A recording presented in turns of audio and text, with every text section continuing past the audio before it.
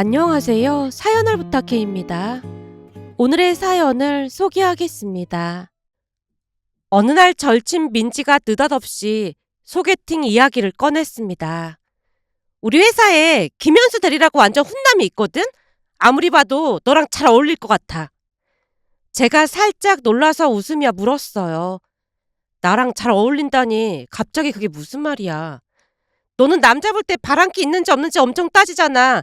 근데 현수 대리도 그런 거 완전 질색하더라고. 그런 면에서 너랑 잘 맞을 것 같아. 그 사람이 그런 사람인 걸 네가 어떻게 알아? 제 말에 민지가 특유의 개구진 표정을 지으며 말을 이어갔습니다. 사실 우리 회사 여직원 중에 완전 부잣집 딸이 한 명 있거든? 그 여직원이 차도 엄청 비싼 외제차 타고 다니고 집이 진짜 대단한가 보더라고. 그런 부잣집 딸이 왜 굳이 회사를 다니는 거야? 나도 자세히는 모르지만 아버지가 사랑구실해야 한다고 회사에서 적어도 3년은 버텨보라고 했대. 그 와중에 머리도 좋은 건지 서울대를 나왔더라고. 아마도 나중에 아버지 회사에서 일하게 하려고 그러는 것 같아. 내가 듣기로 부잣집 자식들은 부모 믿고 공부도 안 하고 그런다고 하던데 서울대를 나온 거면 공부도 엄청 열심히 한 거네? 우연히 그 직원이 하는 말 들어보니까 원래부터 머리가 좋았던 모양이야. 일도 얼마나 잘하는지 몰라. 암기력도 엄청나서 한 번 보면 거의 다 외우더라고. 그러다 보니 회사에서도 아주 유명해. 우리 학교 다닐 때도 전교 1등 하는 애 보면 참 신기하긴 하더라. 아무리 발버둥 치고 노력해도 천재는 못 이기겠더라고. 민지가 고개를 끄덕이며 동의했습니다. 맞아. 우리 고등학교 때 김나은 걔도 좀 넘사벽이긴 했지.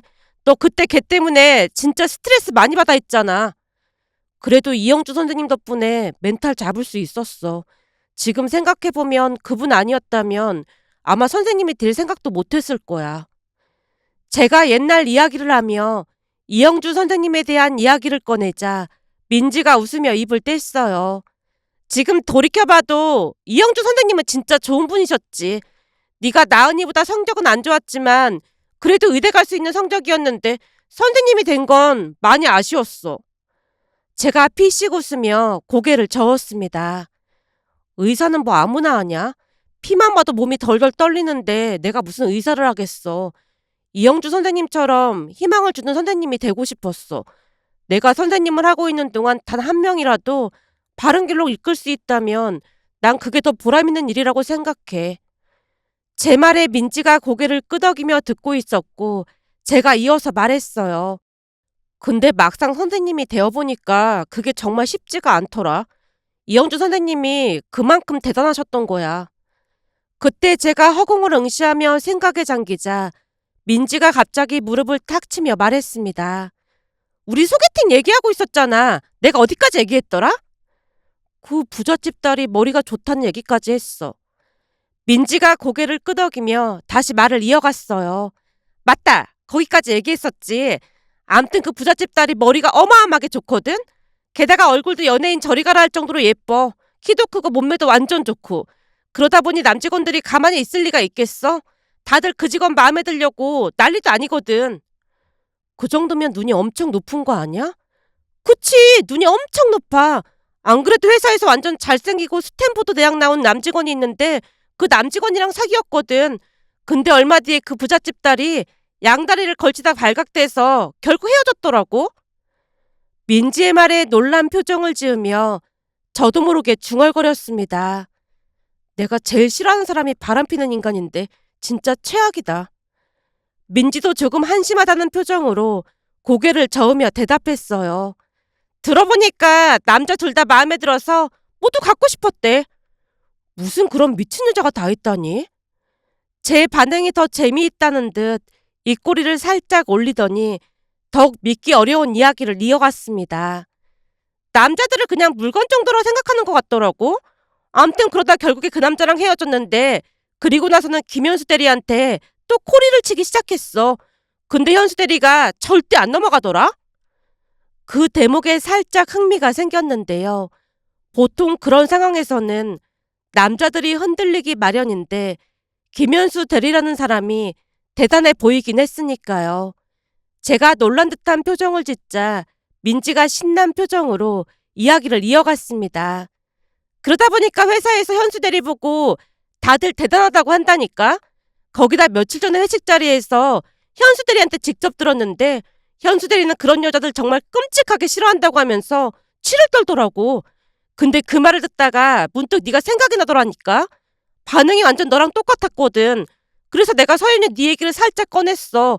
소개팅 한번 해보는 게 어떻겠냐고 말이야. 민지가 계속해서 신난 얼굴로 이야기를 하고 있었는데요. 혹시나 싶어 살짝 불안한 마음에 조용히 물었습니다. 근데 너 혹시 내가 모태솔로라는 얘기까지 한 건 아니겠지? 제 말에 갑자기 민지 표정이 굳어지더니 눈동자를 이리저리 굴리고 있었어요. 어? 아, 그게 술을 마시다 보니까 조금 하긴 했어. 넌 친구란 애가 그런 얘기를 하면 어떡해. 제가 버럭 외치자 민지가 서둘러 변명했습니다. 내가 괜히 그런 게 아니라 들어보니까 현수들이 더 모태솔로라고 하더라니까. 민지가 큰 소리로 외쳤기에 제가 눈을 크게 뜨며 다시 물었어요. 뭐? 그 사람도 모태솔로라고? 현수 대리 말로는 진짜로 사랑하는 여자가 아니면 사귀고 싶지 않대. 그 말 듣는데 네가 생각나서 소름이 끼쳤다니까? 그 말은 너도 항상 하던 얘기잖아. 민지의 말을 들으며 그저 놀랄 수밖에 없었는데요. 진짜 사랑하는 사람이 아니면 사귀고 싶지 않다는 말은 제가 항상 입버릇처럼 하던 말과 똑같았거든요. 그로 인해 다른 사람들이 꽉 막혔다는 말과 함께 답답하다는 소리도 많이 했어요. 그런데 그 사람이 저와 비슷한 성향을 가졌다는 게 그저 신기하고 마음이 참 묘하기만 했어요. 그도 그럴 것이 제게는 꽤나 특별한 사연이 있습니다. 초등학교 때 아버지가 다른 여자를 만나서 새 살림을 차리는 바람에 엄마와 단둘이 살게 되었거든요. 그때 우리는 큰 충격을 받을 수밖에 없었는데요. 그 와중에서도 우리가 힘을 내서 견딜 수 있었던 것은 우리를 끝까지 지켜준 분들이 계셨습니다. 친할머니, 할아버지, 그리고 고모까지 모두 우리 편이었으니까요. 보통 부모라면 아들이 아무리 큰 잘못을 해도 아들 편을 들기 마련이라는 이야기를 많이 들었지만 우리 할머니, 할아버지는 달랐습니다.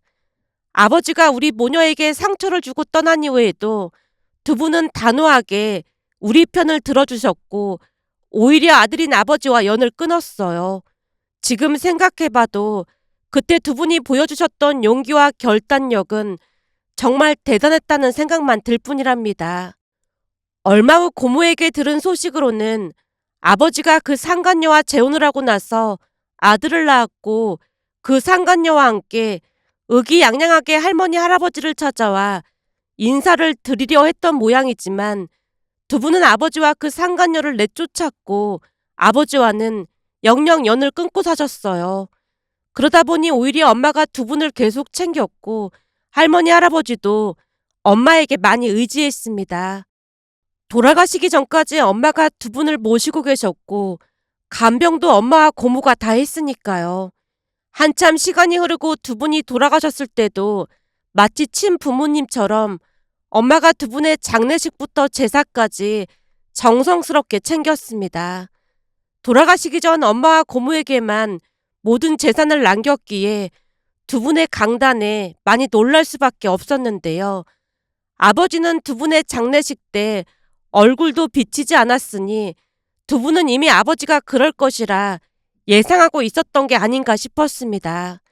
그리고 저는 그런 가족들 덕분에 부족함 없이 공부할 수 있었어요. 누군가는 그런 우리 가족을 보며 이해하지 못할 인연이라며 뒷담화를 하기도 했지만 꼭 피를 나눠야만 가족이 되는 건 아니라는 것을 배울 수 있었다고 해야 할까요? 암튼 할머니 할아버지와 엄마의 인연은 참 특별하기만 했습니다. 문득 지나간 일들을 떠올리며 이런저런 생각을 하고 있자 민지가 다시 물었습니다. 현수 대리 만나볼 거지? 너랑 비슷한 사람 만나는 거 절대 쉬운 일이 아니잖아. 민지의 말을 곱씹으며 선뜻 대답을 못했는데요. 민지의 말이 틀린 말은 아니었지만 그동안 남자를 사귀는 것에 대한 두려움이 크게 자리 잡고 있었거든요. 아버지의 행동을 보고 자랐던지라 늘 남자라는 존재를 의심만 한 채 지냈으니까요. 하지만 민지가 소개해준다는 현수라는 남자는 왠지 조금 다르게 느껴졌고 이야기를 들으면 들을수록 마음속에서 궁금함과 약간의 기대가 피어오르는 듯 했습니다.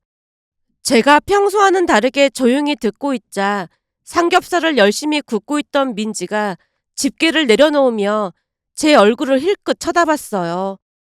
역시나 마음에 드는구나. 내가 소개팅 얘기 꺼내니까 현수 대리도 너랑 같은 표정을 짓던데 둘이 진짜 천생연분인 것 같네? 민지가 눈을 반짝이며 농담처럼 말을 건넸고 제가 미소를 지으며 가볍게 대답했습니다. 우선은 한번 만나나 볼게. 이런 날은 원래 술 한잔 해야 하는 거 아니냐? 오늘은 특별히 술 한잔 마실까? 내일 수업 있잖아. 그건 절대 안 돼. 제가 단호하게 대답하자 민지가 아쉬운 표정을 지으며 옆에 있던 콜라를 벌컥벌컥 마셨어요. 민지는 참 좋은 친구입니다. 배려심도 많았고 어려운 상황 속에서도 항상 든든하게 곁을 지켜주는 친구였어요. 그럼 민지에게 항상 고맙다는 생각이 들 수밖에 없었습니다. 콜라를 마시던 민지가 잠시 저를 쳐다보며 망설이다가 다시 입을 열었어요. 근데 현수 대리한테 좀 아쉬운 게 있는데 말이야. 아쉬운 거라니? 그게 현수 대리 부모님이 안 계시더라고. 그래서 엄청 고생하고 살았던 모양이야. 그럼 두 분 다 돌아가신 거야? 현수 대리 어머니는 어릴 때 돌아가셨고 아버지는 고등학교 때 돌아가셨대. 그래도 아버지 이름으로 된 보험금이 있어서 겨우 대학 다닐 수 있었다더라고. 그런데도 대학 때 전액 장학금을 받을 정도로 공부를 잘했대. 아무튼 대단하긴 한 것 같아. 그러면서 살짝 걱정스러운 표정으로 민지가 다시 말을 이어갔어요. 그래서 혹시나 그게 마음에 안 든다면 소개팅 안 하겠다고 하더라고. 현수 대리 말로는 그동안 부모님이 안 계시다고 하면 대부분 사람들 눈빛이 바뀌었다나 봐. 그래서 소개팅 하기 전에 너한테 미리 말해주라고 하더라고. 그러니까 그런 부분이 마음에 안 든다고 하면 굳이 소개팅 안 해도 된다고 전해달래. 아마도 그런 배경을 듣고 제가 부담스러워할까봐 미리 말해주는 것 같았는데요. 제가 웃으며 대답했습니다. 우리 집은 아버지가 바람나서 딴 살림 차린 마당에 그게 뭐 대수라고. 난 상관없어. 그치? 상관 안 할 줄 알고 있었지만 그냥 한번 물어본 것뿐이야. 민지가 안심한 듯 미소 지으며 제 눈을 바라봤습니다. 얼마 뒤 드디어 소개팅에서 현수 씨를 만나게 되었는데요. 처음 본 순간부터 우리는 서로에게 묘한 호감을 느꼈고 대화가 끊임없이 이어졌습니다. 사실 소개팅을 하기 전에는 정말로 모태 솔로일까 하는 의구심이 들었지만 직접 만나보니 거짓말이 아니라는 걸 확신할 수 있었어요. 그는 어딘가 모르게 저와 닮은 점이 많았고 가치관과 세상을 바라보는 눈이 너무나 비슷했으니까요. 모든 것이 마치 퍼즐 조각처럼 딱 맞아떨어지는 느낌이었습니다. 그렇게 우리는 사귀기 시작했고 사귄 지 1년이 되었을 무렵 자연스럽게 결혼 이야기가 오갔을 정도로 정말 잘 맞았어요. 엄마가 무척이나 궁금해했기에 얼마 뒤 남자친구를 데리고 집으로 갔는데요. 남자친구가 돌아가고 난 뒤 엄마가 화난 얼굴로 말을 꺼냈습니다. 어쩜 사람이 참 괜찮아 보인다. 그지? 나도 처음 봤을 때부터 괜찮은 사람이라는 게 딱 느껴지더라니까. 엄마가 고개를 끄덕이며 따뜻한 눈으로 저를 바라봤어요. 그동안 남자친구 한 번 안 사귀길래 은근히 걱정하고 있었는데 이렇게 단번에 괜찮은 사람을 데려오고 아주 창하다 창해. 내가 원래 똑순이잖아. 엄마가 피식 웃으면서도 살짝 진지한 표정으로 입을 뗐어요. 넌 다 좋은데 너무 똑순이인 게 문제야.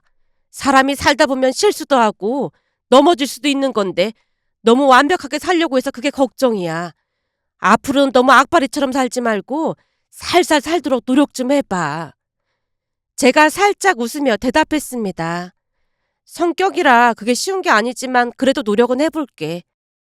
제 말을 들으며 엄마가 고개를 끄덕였지만 여전히 걱정스러운 표정을 지었어요. 결혼하고 나서 혹시라도 현수가 실수라도 한 번 하면 쥐잡듯이 잡지는 않을까 걱정이야. 살다 보면 사람이 실수도 하고 그런 거니까 이해하고 넘어가는 아령도 필요한 법이야. 걱정 마. 난 바람만 안 피면 웬만한 건 다 이해해 줄 거니까. 제 말에 엄마 표정이 순간 어두워졌는데요. 어릴 적 아버지의 일로 아픈 기억이 떠오른 것 같아 보였습니다. 결국 제가 급히 말을 돌렸어요. 그리고 현수 씨가 엄마 모시고 살겠다고 했는데 내가 괜찮다고 했어. 말만이라도 참 고맙더라고. 그렇게 마음 써준 것만으로도 너무 고맙다. 순간 엄마 눈시울이 살짝 붉어져 있었습니다. 엄마가 남자친구를 진심으로 마음에 들어하고 있다는 것을 느낄 수 있었습니다. 그 뒤 우리는 가까운 친척들만 모시고 소박하게 결혼식을 올렸어요. 민지가 어찌나 잘 챙겨주던지 덕분에 더없이 든든하고 고마웠습니다. 그것뿐만이 아니었는데요. 심지어 민지네 가족들까지 총 출동해서 자리를 빛내주셔서 더욱 뜻깊고 따뜻한 결혼식이 되었습니다. 결혼 후 우리는 정말 행복하게 잘 살았어요. 남편은 성실한 사람이고 저뿐만 아니라 엄마에게도 따뜻하고 자상하게 대해줬거든요. 그 모습을 볼 때마다 흐뭇한 마음이 들었습니다. 그리고 얼마 뒤 민지 역시 좋은 사람을 만나 결혼을 했어요. 민지 남편도 참 자상하고 성격 좋은 사람이었기에 우리는 넷이 종종 여행을 다니며 즐거운 시간을 보냈습니다. 민지와 저는 고등학교 시절부터 절친이었기 때문에 민지는 가끔 엄마 집에도 자연스럽게 들르곤 했는데요. 그러던 어느 날은 그날도 민지가 엄마 집에 다녀간 모양으로 엄마에게서 전화가 왔습니다. 오늘 민지가 왔다 갔어. 민지 오늘 회사 안 갔대? 오늘 연차 내고 대전에 다녀왔대. 내가 빵 좋아하는 거 민지도 잘 알잖아. 무슨 빵을 산더미처럼 주고 갔어. 퇴근하면서 좀 가져가던지. 아니 무슨 빵을 그렇게나 많이 사온 거야? 거기 빵이 그렇게나 유명하다고 종류별로 다 사왔다나 봐. 이모네도 나눠주고 했는데도 아직도 엄청 많아. 근데 빵이 참 맛있더라. 그 말에 피식 웃고 말았는데요. 민지가 원래 성격이 워낙 밝고 배려심이 많은 친구라 엄마도 민지를 딸처럼 생각하며 잘 지냈거든요. 제가 연수를 가거나 할 때면 스스럼 없이 제 방에서 자고 가기도 했고 엄마는 그런 민지를 정말 친딸처럼 여겼습니다. 그날 퇴근 후 엄마 집에 들러보니 정말 온갖 종류의 빵이 다 있었어요. 달달한 것부터 담백한 것까지 민지가 엄마를 생각하며 하나하나 정성스럽게 고른 게 느껴져 저도 모르게 미소가 지어졌습니다. 엄마와 저는 밤 늦게까지 빵을 나눠 먹으며 민지 이야기로 한참을 웃었답니다. 민지 같은 친구가 곁에 있다는 것, 그리고 엄마가 그런 민지를 딸처럼 생각해 주는 것, 그 모든 게 참 감사한 순간이었습니다. 그렇게 시간이 흘러갔고 어느 날 친정에 갔더니 엄마 얼굴이 어딘가 어두워 보였어요. 평소에 환한 미소로 맞아주던 엄마가 그날따라 한숨을 깊게 쉬고 있었거든요. 엄마, 표정이 왜 그래? 무슨 일 있는 거야? 걱정스러운 마음에 얼른 물어봤는데요. 아니, 아무 일도 없어. 엄마가 순간적으로 화들짝 놀라며 얼버무렸어요.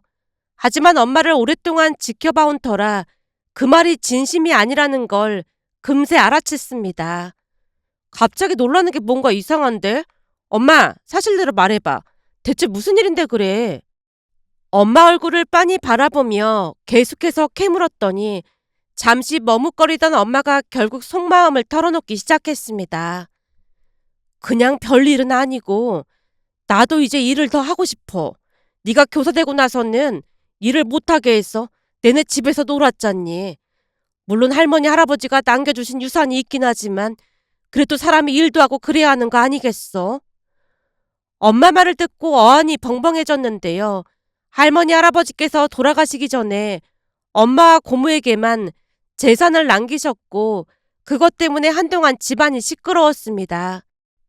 특히 아버지와 그 상간녀가 갑자기 찾아와서는 법을 들먹이고 협박을 하며 난리를 치기도 했거든요. 하지만 결국엔 고모와 엄마의 단호한 태도 덕에 어느 순간 조용해졌고 그렇게 유산 문제는 일단락되었습니다. 복잡한 법적인 문제가 있었지만 여기저기 수소문을 하고 다니던 아버지와 상간녀가 갑자기 조용해졌거든요.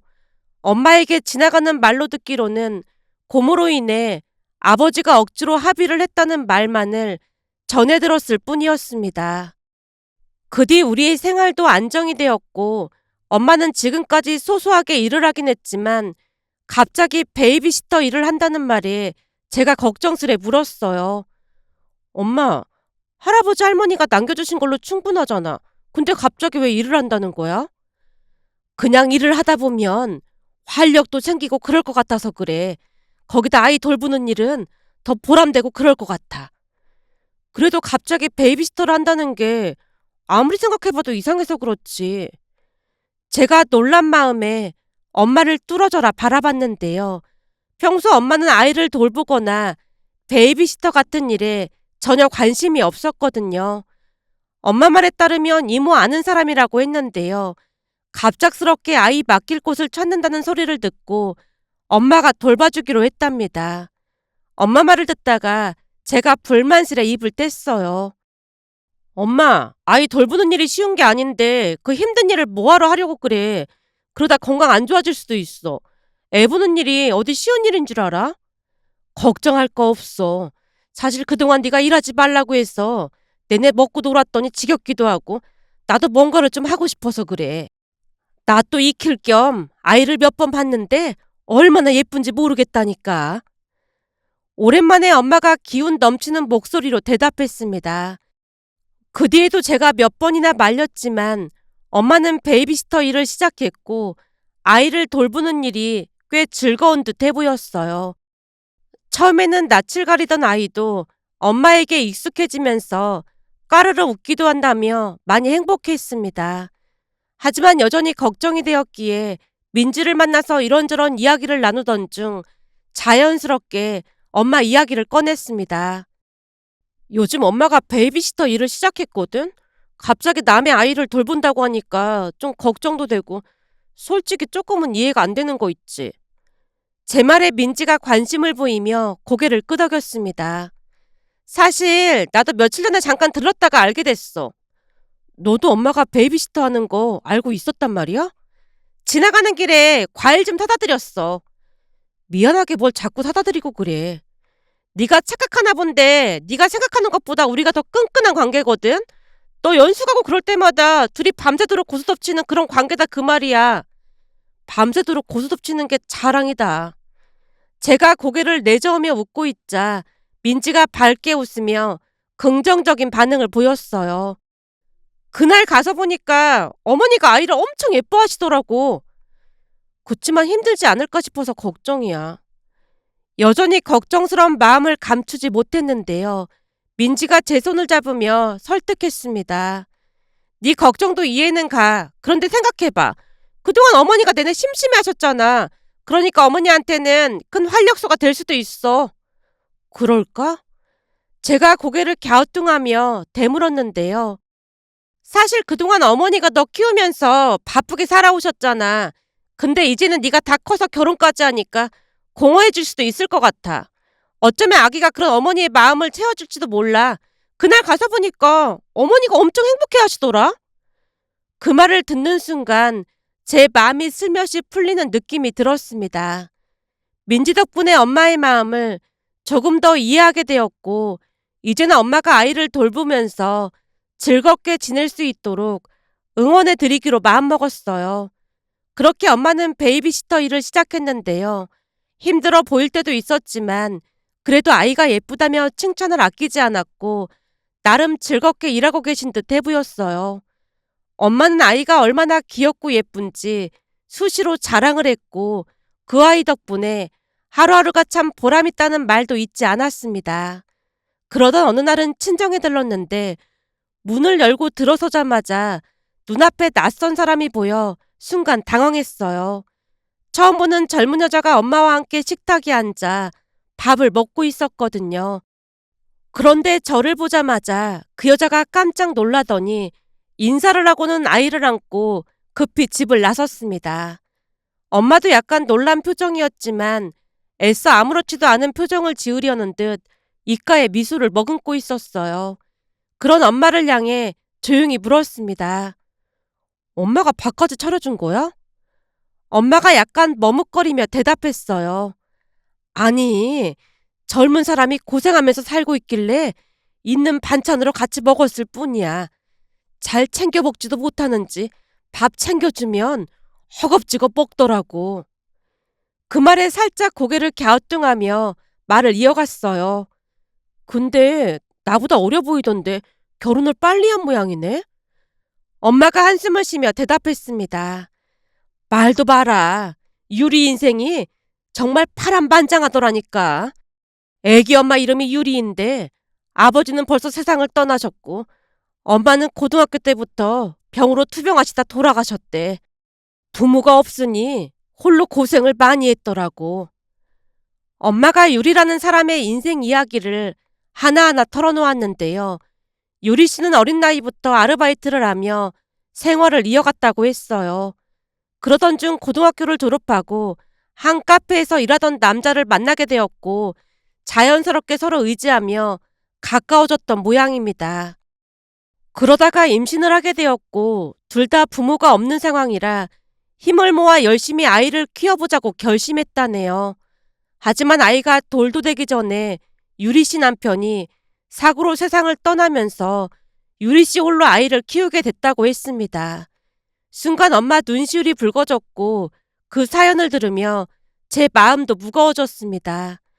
어린 나이에 홀로 아이를 키우는 게 얼마나 힘들까 싶은 생각이 들었거든요. 눈물이 맺힌 엄마의 모습을 보며 제가 다시 물었습니다. 그래도 잘 알아보고 시작한 거 맞는 거지? 요즘 워낙 세상이 무서우니까 잘 알아보고 해야 해. 그러자 엄마가 손살을 치며 대답했어요. 걱정할 거 없어. 이모 통해서 알게 된 사람이니까 믿을만해. 유리가 힘들게 사는 게 딱해서 내가 돕고 싶은 마음이 더 컸던 거야. 예전에 나도 혼자서 너 키우면서 진짜 고생 많았거든. 잠시 후 엄마가 조용히 당부했어요. 그런데 앞으로는 올 때 미리 말을 하고 오도록 해. 갑자기 네가 오니까 유리가 놀라서 밥도 다 못 먹고 가버렸잖아. 배고플 텐데 걱정이다. 그 말을 듣자마자 제가 조용히 조언을 건넸어요. 그치만 너무 정주지 마. 엄마는 정이 너무 많아서 문제야. 그렇게 정주다 보면 나중에 엄마가 상처받을 수도 있어. 엄마가 고개를 끄덕였지만 이미 그 모녀에게 감정이입이 된 듯해 보였어요. 안쓰러운 감정을 숨기지 못하고 있었으니까요.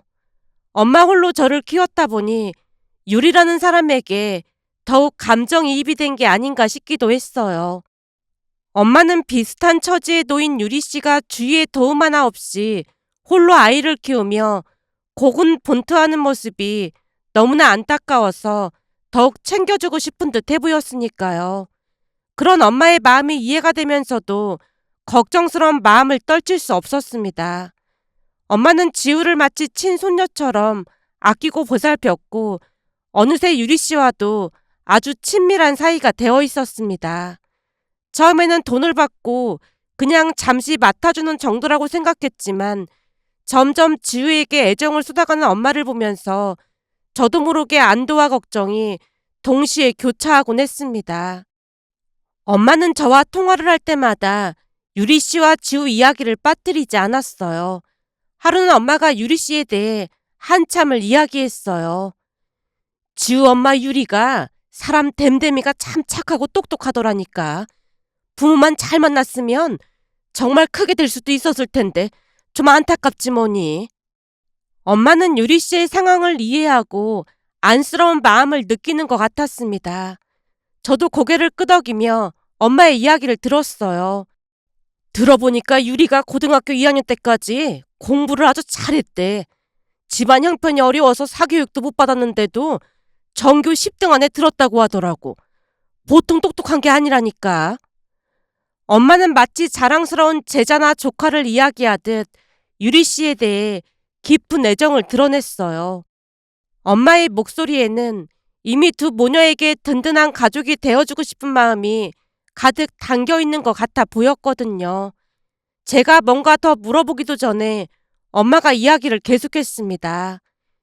지우가 또 어찌나 귀여운지 몰라. 이제 나만 보면 두 팔 벌려서 달려오는데 그런 걸 보면 하루의 피로가 싹 풀린다니까. 엄마 목소리에 기쁨이 가득해 보였습니다. 엄마가 정이 너무 많아 나중에 유리 씨와 거리를 두어야 할 상황이 생기면 상처받지 않을까 걱정이 되기도 했지만 엄마가 그토록 기뻐하고 활기찬 모습을 보니 차마 내색할 수 없었어요. 그러던 어느 날은 미처 엄마에게 전화를 못하고 친정으로 향했는데요.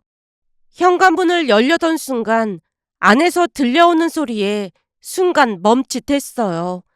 집안에서 남자의 웃음소리가 들려왔거든요. 왠지 모를 불안감이 들어 비밀번호를 눌렀는데 현관 비밀번호가 바뀌어 있는 게 아니겠어요? 당황한 채 급히 벨을 눌렀고 집안에서 들리던 목소리가 조용해지더니 뭔가 분주하게 움직이는 소리가 들렸습니다. 제가 다시 벨을 누르자 엄마가 문을 열고 나왔어요. 놀란 표정으로 엄마를 쳐다보며 물었습니다. 엄마, 비밀번호 바꿨어? 엄마가 어색하게 웃으며 대답했어요. 네가 이렇게 시도 때도 없이 오니까 바꾼 거 아니야.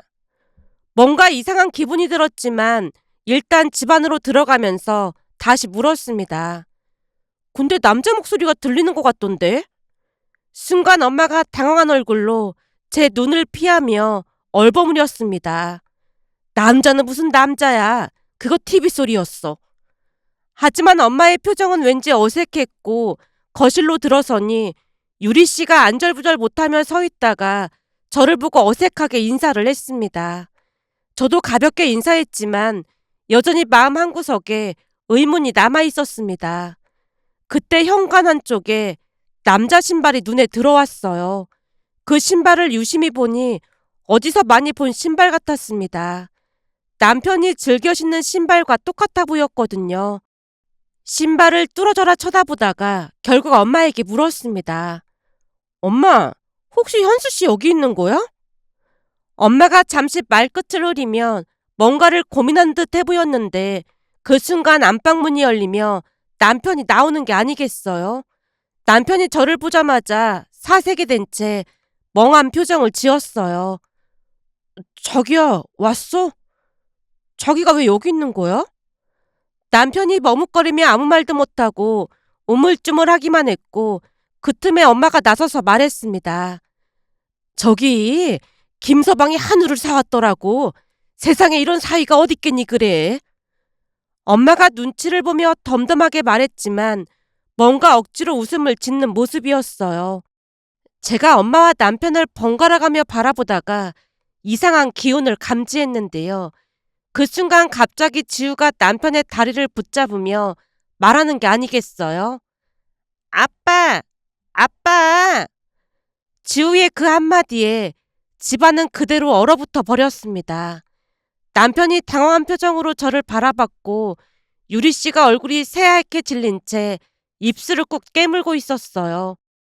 저는 그 자리에 얼어붙은 채 순간 모든 상황을 머릿속에서 하나하나 되짚으며 믿을 수 없다는 표정으로 남편을 쳐다봤습니다.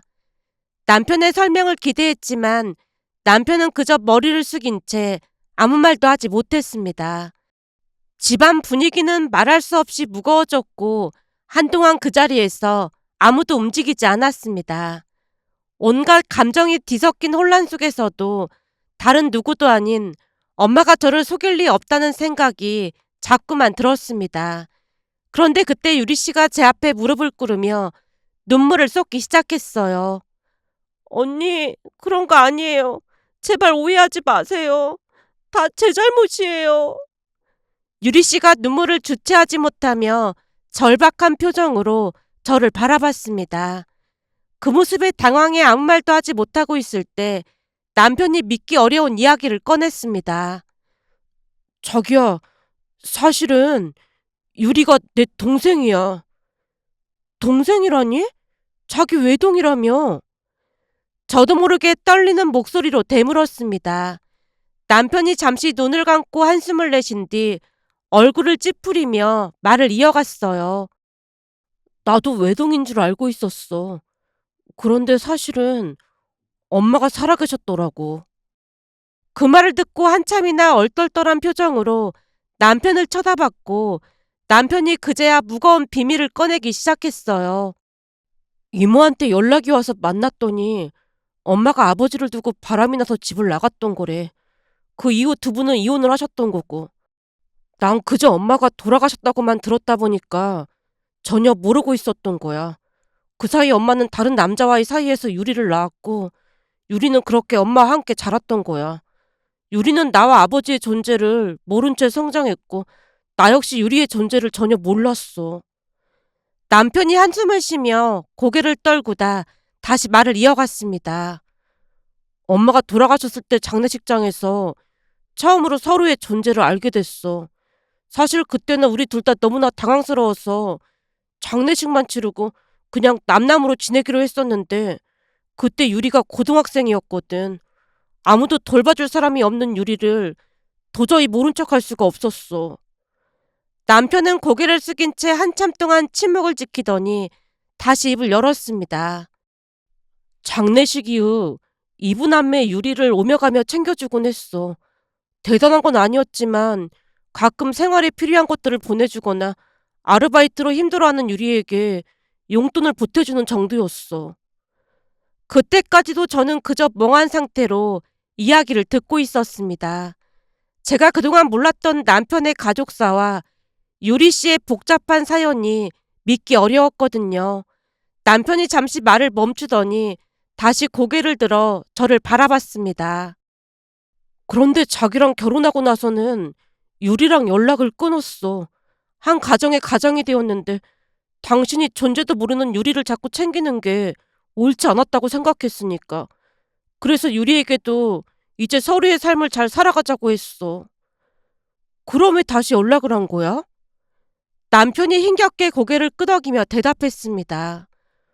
어느 날 유리가 울면서 지우가 많이 아프다고 나한테 전화를 했어. 그때 너무 놀라서 바로 달려갔거든. 지우 상태를 확인한 뒤 병원에 입원하고 치료를 받았는데 그때 한동안 유리와 지우가 잘 지낼 수 있도록 옆에서 도와준 거야. 하지만 이 모든 걸 자기한테 말하기엔 너무 복잡한 일 같아서 숨겼던 거야. 그 순간 방 안에 있던 공기가 마치 무거운 돌덩이처럼 짓누르는 듯 했습니다. 그동안 몰랐던 남편의 과거와 이부 남매에 대한 책임감을 어찌 받아들여야 할지 머리가 복잡하기만 했는데요. 유리 씨는 여전히 눈물을 흘리며 고개를 들지 못했고 남편 역시 죄책감이 깃든 표정으로 고개를 떨구고 있었어요. 그러면서 모든 상황을 알게 되었는데요. 그 시작은 남편이 유리 모녀와 함께 있는 모습을 민지가 보면서 시작이 되었다고 했습니다. 어느 날 남편이 지우를 안고 유리 씨와 함께 어딘가로 향하는 모습을 우연히 민지가 목격했던 모양이었어요. 하필이면 유리 씨가 민지네 친정 근처에 살고 있어서 기가 막히게도 그 광경을 목격했다고 했습니다. 민지는 그 모습을 보고 놀라서 한참 동안 어찌할 바를 몰랐다고 했어요. 심지어 남편이 지우를 안고 있는 모습이 너무나 자연스러워서 의심을 품을 수밖에 없었다고 했습니다. 민지가 고민 끝에 몇 장의 사진을 몰래 찍어두고 집으로 돌아갔고 혼자 고민하다가 결국 엄마와 상의하기로 마음먹었다네요. 혹시나 오해일지도 모른다는 생각에 당장 저에게 말하지 않았고 일단 무슨 일인지 더 확인해 보려고 했답니다. 결국 엄마와 민지가 남편을 불러놓고 사진까지 보여주며 묻자 남편이 모든 것을 털어놓게 되었다네요. 남편은 유리 씨가 이부 남매라고 고백했고 그 이후로는 더 이상 유리 씨를 만나지 않겠다고 약속했다고 합니다. 그런데 민지가 참 대단했던 것이 남편에게 지우와의 유전자 검사를 하라고 한 것뿐만 아니라 유리 씨와도 유전자 검사를 해서 가지고 오라고 했다네요. 그렇게 며칠 후 유전자 검사를 확인한 후에야 남편의 말을 믿었다는 말에 민지가 저를 정말 많이 아끼고 있다는 사실을 다시 한번 깨달았습니다. 하지만 모든 상황을 알게 된 엄마는 두 모녀가 계속 마음이 쓰였는지 결국 유리 씨 집 근처를 서성이며 두 모녀를 지켜보게 됐다네요. 그러던 어느 날은 유리 씨가 지우를 안고 편의점으로 가는 모습을 엄마가 보게 됐는데 유리 씨가 삼각김밥을 사서 허겁지겁 먹으면서 눈물을 쏟고 있더랍니다. 그 모습을 본 엄마가 도저히 외면할 수 없었고 결국 유리 씨에게 다가가 당신이 누구인지 밝히며 도움을 주겠다고 했다네요. 엄마는 유리 씨와 지우를 집으로 데려와 제대로 된 식사를 차려주었고 뭔가 마음이 지친 유리 씨는 오랜만에 편히 눈을 붙였다고 합니다. 그날 반나절 동안이나 곤히 잠들었던 유리 씨가 일어나자마자 깜짝 놀라며 감사의 눈물을 흘렸다고 했어요. 그 이후로 엄마는 유리 씨와 지우를 가족처럼 여기며 지우를 돌봐줄 테니 유리 씨에게는 일자리를 구해보라고 권유하기까지 했다네요. 한참 동안 듣고 있던 제가 기가 막혀서 물었습니다. 그런 일이 있었으면 나한테도 말을 했어야지. 그게 전에 민지가 너한테 물어봤다며.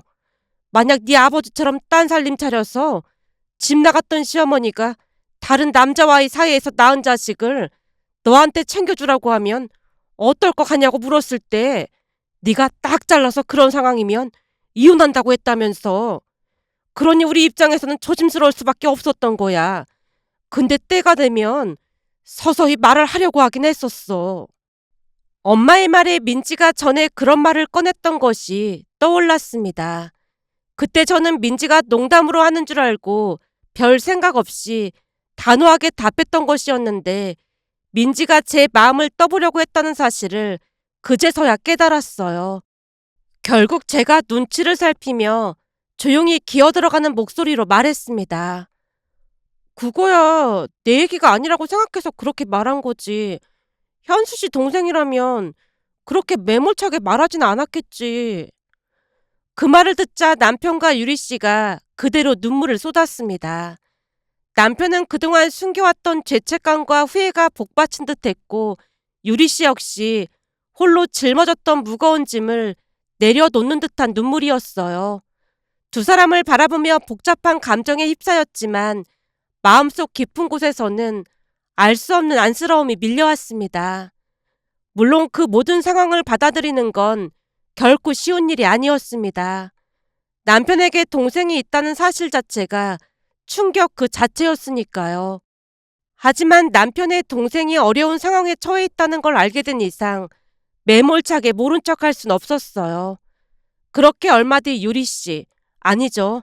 시누이는 짐을 싸서 엄마 집으로 이사까지 했습니다.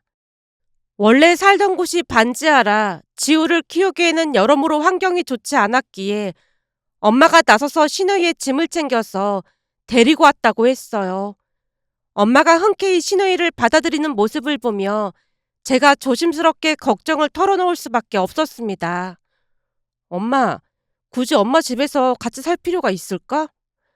제 말을 듣고 잠시 생각에 잠기는 듯 하더니 이내 따뜻한 눈빛으로 저를 바라보며 엄마가 말했어요. 네 할머니 할아버지도 피 한 방울 안 섞인 나를 딸처럼 챙겨주셨어. 내가 어려운 처지에 있을 때 얼마나 많이 도와주셨는지 너도 알잖니. 그런데 유리는 김서방 핏줄인데 어떻게 모른 척할 수가 있겠어. 사람은 받은 만큼 세상에 돌려줘야 하는 법이야.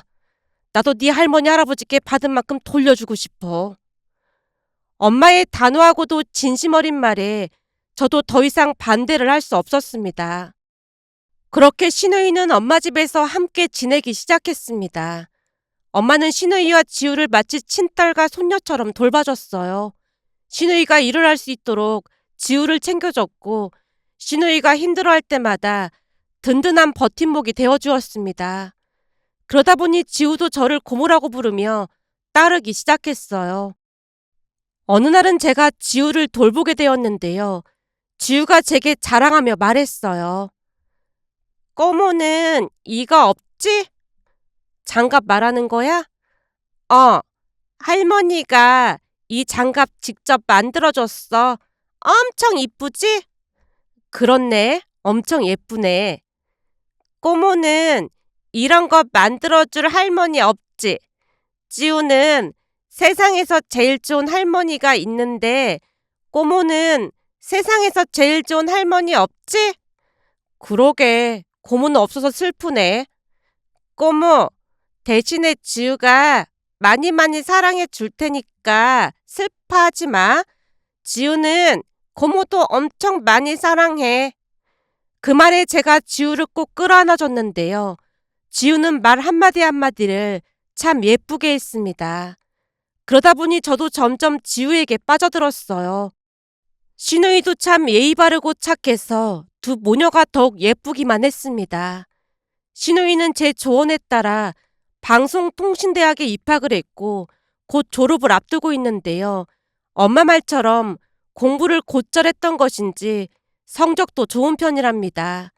며칠 전에도 친정에 갔더니 엄마와 지우가 다정하게 대화를 나누고 있었어요. 지우야, 유치원에서 가장 소중한 보물을 가져오라고 하는데 지우는 뭘 가져갈 거야? 내 보물은 할머니야. 그러니까 주머니에 할머니를 넣어갈 거야. 그 말에 엄마가 뒤를 돌아 눈물을 훔쳤는데요. 그 모습을 보며 세상에 이런 기적과도 같은 가족이 또 있을까 싶은 생각이 들면서 앞으로도 시누이와 지우가 행복하길 바라는 마음을 담아 이렇게 글 남겨봅니다. 오늘의 사연은 여기까지였습니다. 즐겁게 보셨다면 구독, 좋아요 부탁드립니다. 고맙습니다.